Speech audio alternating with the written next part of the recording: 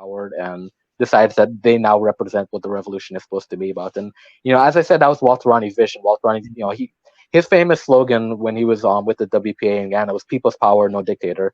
So he really believed in a approach to empower the masses of people. And as I said, unfortunately, that was not the approach in Grenada, and in backfiring on the government of Grenada in a very violent way.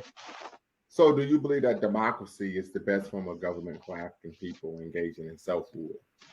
Yeah, I do, and that's a tricky conversation to I know, have that's because why I when asked the question. when African people hear democracy, they think, okay, that's a Western system, and they associate that with colonialism and all that sort of thing. So I was teaching an African politics course earlier this year, and we had a section on democracy. So I had to make the point that don't get tripped up on democracy, because even though the term is of Greek origin, it's not an African term.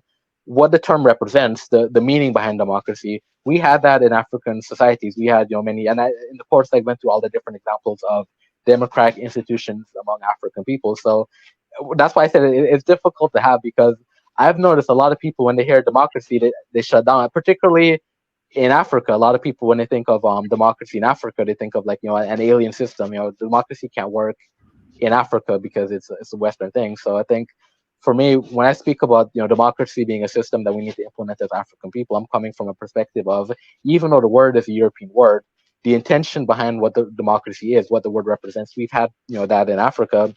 But the other point I'll make about democracy, and a lot of people criticize this, particularly in the American system. To me, democracy isn't showing up on election day, checking off a box, putting in your ballot, and then leaving and going home. That, to me, that's not democracy. When I'm talking about democracy, I think a system where people have real, representation. People really have a voice and a say in, the system, having a say in things that will really impact their lives. So to me, democracy has to go deeper than just, voting. And Thomas Sankara, he did that in Burkina Faso. That Burkina Faso, they had councils where people could actually go and address particular issues, and That's true. there was, Yes. yeah, so there was a real connection between the government and the masses of people.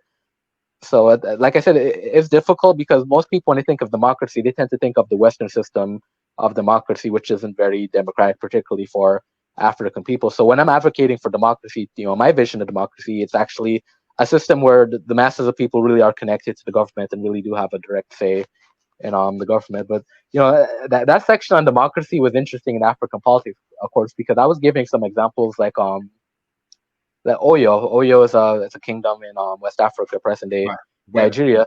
Western Nigeria, yes. Yeah, so they had a system where if the ruling king was rejected by the masses of the people, he had to commit ritualistic suicide. So I joked in the class that if we implemented that across Africa, corruption would clear up very quickly. That's a great point. It's a great point. Great point.